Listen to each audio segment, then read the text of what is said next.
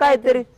त्यात एक तर तुझ्या म्हाताऱ्याला सांगितलं 4 माणसासारखं पोटऱ्यात असतं का बाबा आम्हाला एखादं घरकुल बसवून दे तर हाय का दिलं का नाव साधं दिलं का आपलं असू द्या करा काहीतरी कशाला उघड काय करू उघड डोक्याला वैताग होऊन दादा साडूभाऊचा फोन हॅलो साडूभाऊ हॅलो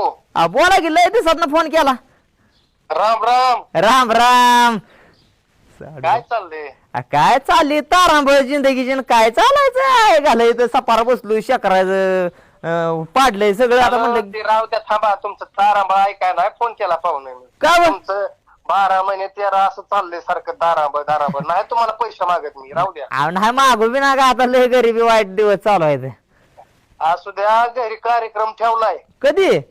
आज आज होय या जेवायला आयला पाहून आता सपार पाडून बसलोय किंवा मी नाही काय बी पाडा पण जेवायला या लय मोठा कार्यक्रम ठेवलाय मी होय हो